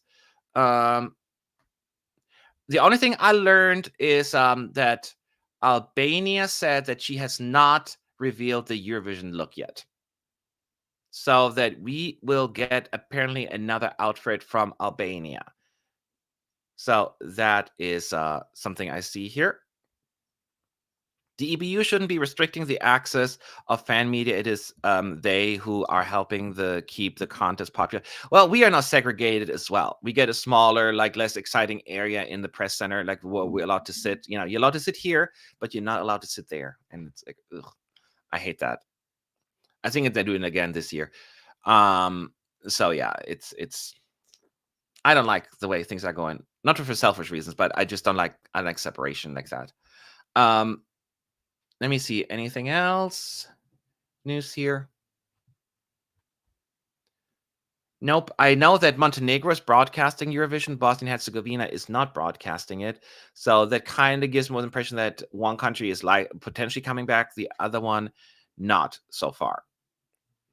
So yeah. So ask me more questions at ESC United. We have a few more minutes here in the chat. I'll try to pick up on them. What do you think of Sweden's hosting so far? Well, I'm not there, so I can really speak to it as much this time around. It's solid, I guess. I know that the red turquoise carpet was a little bit of a letdown. I know that a lot of people think that the Eurovision Village is a letdown compared to last year. At the same time, maybe that's a good thing, because we need to scale down a little, because it's getting too big, and a lot of the smaller countries, or like less financially secure countries, cannot hold. Like even like if we say, trying to think of like Serbia. Could Serbia host it in this day and age if they were to win in the near future? Would Poland would be able to? So many countries that are maybe not as financially as secure that may struggle, because even the ones that have a lot of money, it can be a lot of trouble. So yeah, it is. It is unfortunate. Well, SVT has told the red carpet because was of security reasons. Now we understand it was because of security reasons, but the camera didn't have to go away, like as people walk down the carpet thing. So that's what I'm not sure about. Which interval acts are you excited about? Johnny freaking Logan, y'all. I love me some nostalgic songs there that was way before my time even. So it's I love that. So I love Eurovision history. So the older the act, the better. That's how I look at it. We don't get to see them much. Which of the auto qualifications do you think would struggle to make it out of the semis? A lot of people say Germany, so that would be my easy pick. I still think, I'm not sure Spain is as televote friendly as some people make it out to be. So I would say Spain and Germany. Maybe Spain has a lot more appeal than I give it credit for too, but I would say Spain and Germany, I guess. Although I always thought Germany has a nice song. I just, not the best, most memorable, but I think it's nice enough. But I have seen worse, much, much worse. Oops, hang on a second. I clicked on the wrong button here. If Croatia wins, it would help ESC so much for those reasons, showing that ESC does not have to be expensive and bringing some Eastern European countries back home. Oh, I cheat to have Croatia win right now. I wouldn't, but maybe I would. No, I wouldn't. Putting it in, like, knowing that Croatia is a favorite or one of the favorites to win. No, number one in the betting odds right now, right? I would be, that would be the best thing for so many reasons. It would be good for the contest, good bringing countries back potentially, financially, for me personally, because, that's a part of the continent I have not been to. So this would be, mamma mia. Matt, what is your favorite Eurovision song of all time? I don't have one. People ask me that all the time. I'm like, I can barely pick a favorite each year. So how can you make me pick a favorite of all time? I can give you a rundown of like the last few years. post contest. So let's go back for like a few years. I'm starting in 23. Now let's start 2000, and I worked my way up. 2000, my favorite was the winner, actually, Denmark. Fly on the Wings of Love. In 2001, it was France, Natasha Saint-Pierre. And in 2002, it was France again. I forgot her name right now, but she's like a mix between Kate Winslet and Celine Dion. And yeah, in 2003, once again, the winner, Turkey. Amazing. 2004, it was Lana Moya, Serbia and Montenegro at that point in time. In 2005, it wasn't then, but it is now. It's now Greece. Yeah, back then I was actually rooting for Malta so hard, but Greece withstood the test of time, and Malta not as much. But yeah, also winner. And in 2006, the winner again, Finland. I had a good year of 2000 where my favorites won. In 2007, my family, we all love it. 2007 was such a good year. I love the winner too, though. But I pick Ukraine. Dancing Lasha Tumbai. In 2008, what a weak year that was. I think I went probably France. Sebastian Tellier, I think. Love that song. 2009. You know what? It's a similar thing. Like back then, 2009, the UK was my favorite song. But I feel like now, years later, I mean, Alexander Rybak was just so amazing. So I may pick Norway now. In 2010, see the winners because they withstand the test of time more often.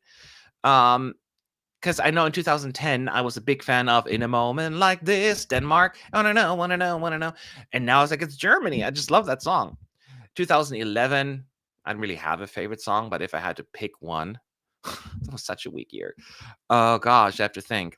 2011, Bosnia-Herzegovina, maybe? Yeah, probably Bosnia-Herzegovina. 2012, oh, so many good songs, but I want to say Spain. Pastora Sole, but I loved Moldova that year. Oh, Laura, that was good too, but yeah, I'm going to pick Spain. 2013, it was all about Gravity, Ukraine for me. I love that one. Oh, so sad. 2014, I would say Austria still. Rise Like a Phoenix. 2015, I agreed with the televoters. It was Il Volo, Italy. 2016, I wanted to say Russia, but I feel like I'm listening to Austria so much still. So now I'm going to pick Russia still. I just love thunder and lightning. It's getting exciting. 2017, Portugal. I mean, that was always Portugal. Story over. 2018, I loved. My favorite was the jury winner, Cesar Sampson. Nobody But You. Ain't nobody but you.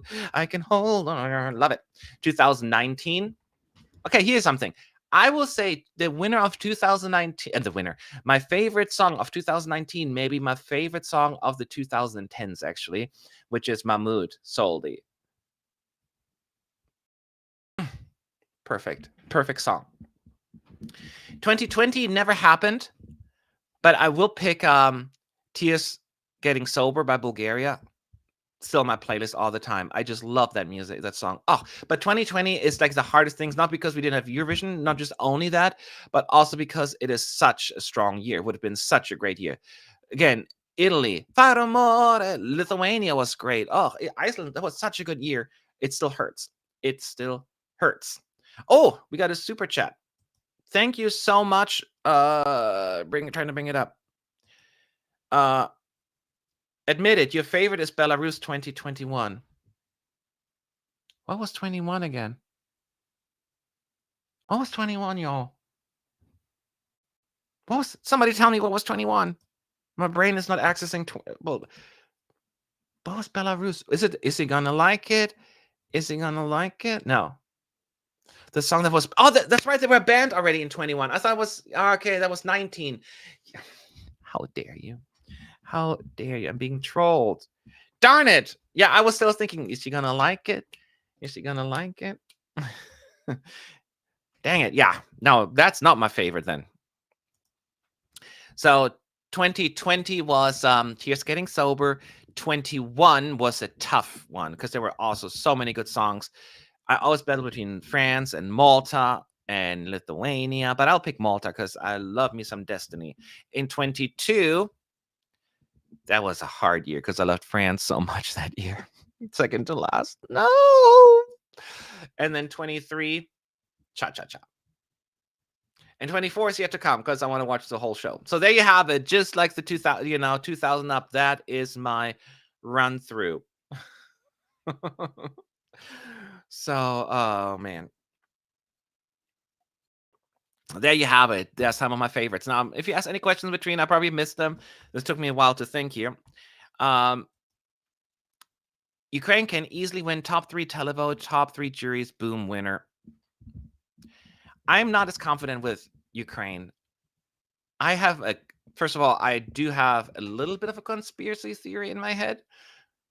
And I also don't know if juries will be as smitten by it. Because it is a little repetitive.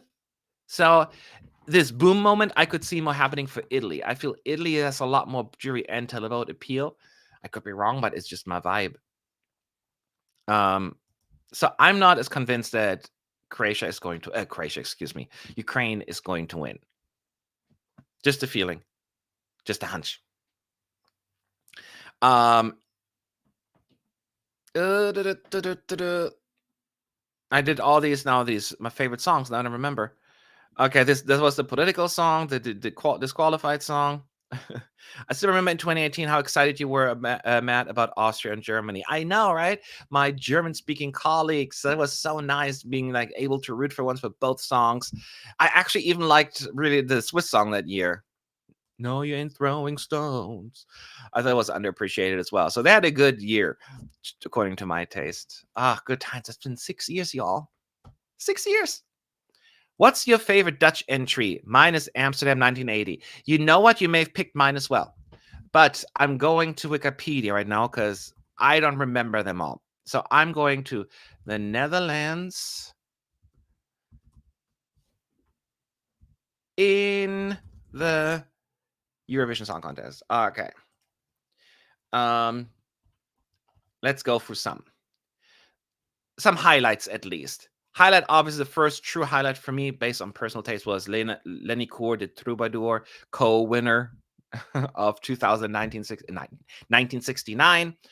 I did like the year 1974, the year of ABBA, Mouth and McNeil. I see a star, a shining star.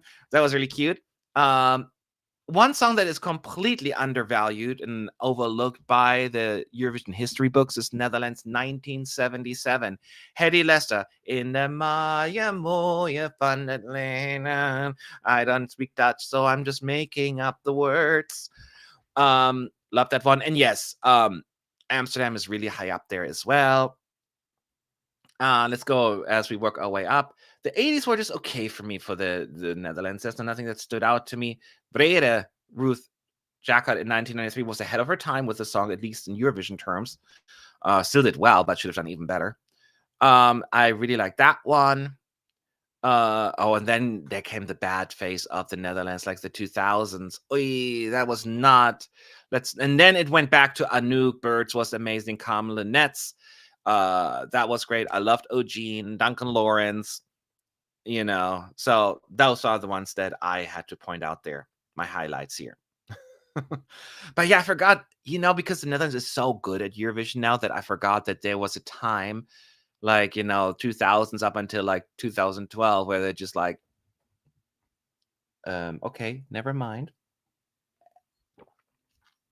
So yeah, hopefully that answers your question. Those are some of my highlights. If you had to make me pick one, I can't. Don't make me pick one. It's too many options. It's also unfair to compare like the Troubadour to Arcade, right? Such different genre and eras. It's just not fair. Of course, I listen to Arcade more this day and age, but I think some of these classics, they just deserve a little bit more appreciation as well. So yeah, but those are some highlights. What is your favorite song from each European region this year? Oh, I cannot think of all the region top of my head. If you ask me the Nordic countries, the Nordic are particularly weak to me this year. If I have to pick the Nordic, probably Norway. Maybe even Sweden, number 2. From the Baltics, Estonia, probably. If you ask me, like the former Yugoslavian countries, Croatia. It's hard. I have to think. I got so much. It's hard to just think on top of my head. These are just some of the thoughts that come to my mind. Let's see here. Remember, if you have any questions still, we have a few more minutes at ES United that I can answer. I watched the 1979 contest, and when Xandra sang Colorado, it was like, boom, the show kicked into another gear. I remember, I mean, I wasn't around, I wasn't alive, but I remember listening to that clip as well. No, Colorado, the Colorado. Yes. See, I love these old fashioned. Eurovision World says have the odds for each region. Oh, okay. I didn't see that. Let me go to Eurovision odds. Oh, Nordic, Balkanic, 5 Baltic. Oh, okay. So Nordic, I already said it is Norway. Balkan, well, I didn't even look. It's Croatia. Big 5, to me, it's France. Baltic, I already said Lithuania. Not Lithuania, excuse me, Estonia. Yep, those are the regions, and out of those.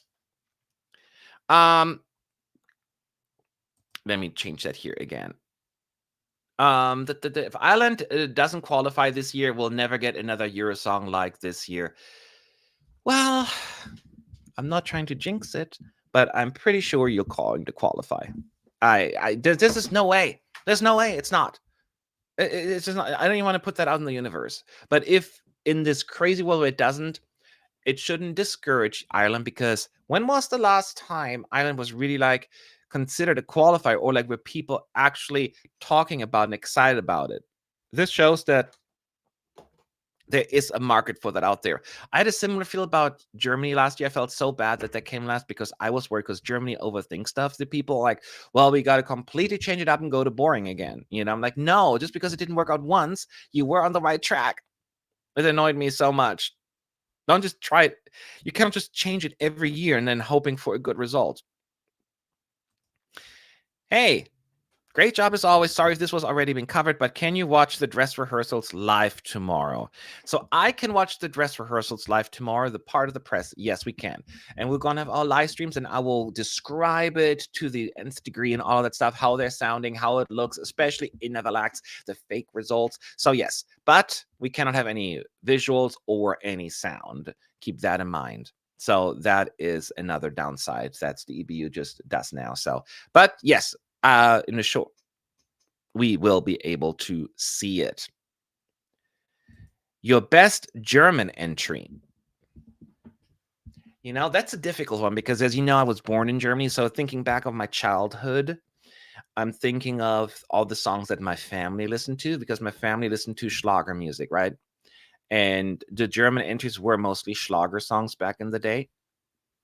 So I have these fond, nostalgic feelings towards some of the more songs that my family listened to. Like the one song that they listened to all the time. And they listened to the songs when I was older, you know, because they didn't listen to new music. But I remember like being really young and my dad listening to, that was like when my mom was still alive. So I'm trying to remember. But it was like years after it came out. It was like Für alle by Wind from 1985. Like, it was just such a big song for my family. And so this always stuck with me. But if you had to ask me, I would go back probably all the way to 1975. Ein Lied kann eine Brücke sein by Joy Fleming. Mwah. One of my all-time favorites. But of course, yeah, Nicole, 1982, of course, that one was played. I didn't even know when I was a kid that this was a Eurovision winner years before. You know, it was just played everywhere. And when I found out about Eurovision in like 1998, I was like, oh, wait, that was a Eurovision song? I had no idea. You know, a lot of the songs that I knew previously, I didn't know that they were Eurovision songs. similar for alle from Wind, and there was another one that I cannot. Oh, Genghis Khan. You know, I didn't know that was a Eurovision entry, and my family listened to that. Anyway, so enough nostalgia.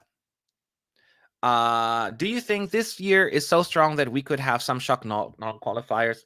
So I have a different take on it. Now keep in mind, this is my personal opinion and taste. To me, the year 2024, I would call it, in terms of my personal music taste, one of the less exciting years. Because there are less songs where I'm just like, these are all my favorites, where I cannot have a hard time putting a top 10 together. It was a little easy for me to put a top 10 together because there are a lot more songs I'm like, I don't get it. But I still agree that this is probably a difficult year to predict, because even when you look at the betting odds, it's not as clear and cut as it was, because it's a lot more competitive, while we have less like landslide standout songs, at least in the middle of the pack. So that's why I think it's going to be a whole lot more interesting. So yes, I do still think it's going to be a shocking non-qualifiers happening. So that is how I feel about it. Because I did like these comparison 23 to versus 24 each country, and I'm like, I like a lot more 23 songs than 24 songs. But that is just, again, personal taste. Which winner did you dislike most, shocked that it won? Okay, those are two different things. So, which winner did you dislike most or shocked? So, dislike is always such a, I hate being negative about songs, because I don't. If you ask recently or further back, if you ask me, for instance, my least favorite winner of the 2000s, I would pick Latvia 2002. That was the first time I watched it in America. I was already live streaming then. And when I saw that one won, I turned off my laptop and was like, this is bullshit. And I was not very happy with that. In the 2010s, I'm sorry if you're from that country or if you really like that song, but it was my personal least favorite, was probably Only Teardrops. If I hear that flute one more time, I'll hit somebody. I cannot hear this. Dee, dee, dee, dee, dee. Never again. Never again. And then this current decade, personally, Italy. And the funny thing is, Italy's in my top 10 every single time. And the time they win, I don't like the song. It is just kind of funny to me. And I could go back further if I think about the 90s. Who was my least favorite winner of the 90s? I'm thinking, oh, no, I don't want to say it. It's another controversial one if I say it. It is what it is. In Your Eyes, 1993, Ireland. I didn't like that song. So yeah. But it doesn't mean they're bad. It's just like, I don't enjoy them. Favorite Eurovision year? So, it's a good question. So, I like some of the older years, right? Let's go through some of the decades. And it's probably one of my favorite years of all time, again, was way back then, 1983. I loved virtually almost every single song, except for the winner. It always how it goes, right? I loved 1983 to bits. Like these all UK, Germany, Israel, Austria. Every song was just fantastic. I loved 1983. In the 90s, my favorite is probably 1994. So many good songs. Norway was one of my favorites. Ireland, even Germany that year again, and Poland was great. And there were so many other songs. It was like, so good. So good. In the 2000s, the second half of 2000, I want to say 2007 was my favorite year of the 2000s. So many great songs. The 2010s, I'm thinking. I'm between 2016 and 19.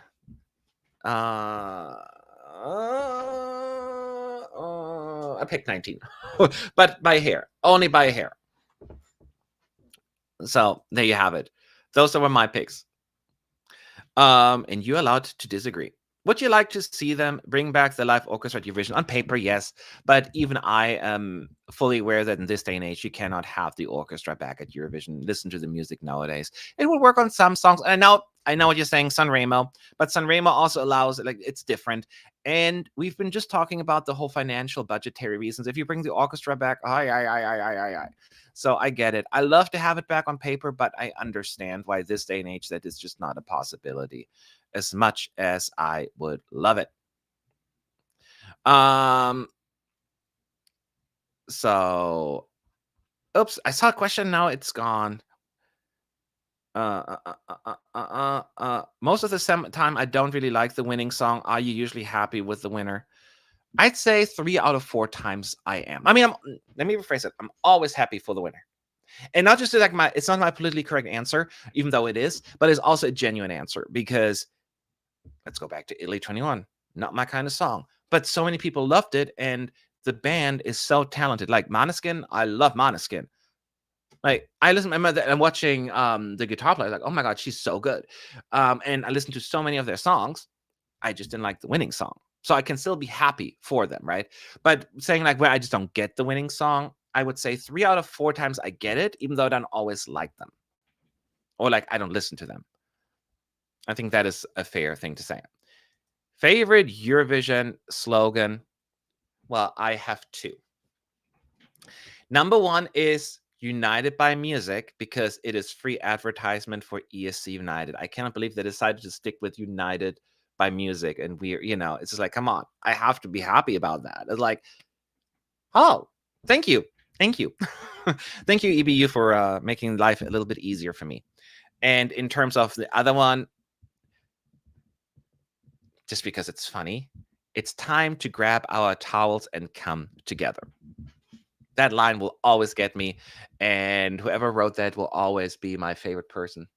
So therefore, it has to be that one. Those are definitely the ones I would pick. Yes. What do you think about UK's chances this year? So the UK could go either way. I do think UK has good chances. They're taking a risk with their staging. I think we all can agree with that. Some people don't like it. Some people are fine with it. Some people love it. But I think they're taking a risk. UK could be all the way in 6th place up to 20th place. It's a little bit of a wild card for me. So, yeah, that's how I feel. I think it should be normal for every ESC fan to be happy for the winning artist in a country. They all deserve it. That's how I feel. And I know it sounds always like a miscongeniality response, right? But it is the truth. I just feel like, yeah, like, let me pick another one. That's times I get a little annoyed winner, but I'm not mad as much. Like, I cannot be mad, for instance, did not, like, even when I said Denmark, the Only Teardrops, I did not like that song at all. But I'm happy for Denmark. I'm happy for the people. I'm happy for the artist. I wasn't happy for the delegation because they were rude. But other than that, I was happy for everyone. What is your favorite Hungarian entry? Gosh, my brain. I know I loved Running. Callie Saunders, and great dude. Really like that one. I did like 2007 Unsubstantial Blues very much. So that's high up there. Trying to think. Yeah, those are probably the ones that come to mind, my 2 favorites. Yeah. That's how I feel. In which city of Croatia will you think is going to be Eurovision next year? I love your confidence, and go for it. I love people that are confident. I mean, Zagreb would be the obvious choice from what I'm hearing from other Croatians, only because this setup, so, like Split, Dubrovnik, and some of the other cities like by the water, they just don't have the setup needed to host the contest. So it would be Zagreb if Croatia were to win, and I'd be totally fine with that. Sign me up, y'all. All right. Thank you so much, everyone, for sticking around. I know this was a very cash little get together here. Well, different from what we usually do, but it was fun just to kind of get ready for tomorrow, because tomorrow we'll be live around 3:15ish in the afternoon, 3:15, 3:30, for the first dress rehearsal.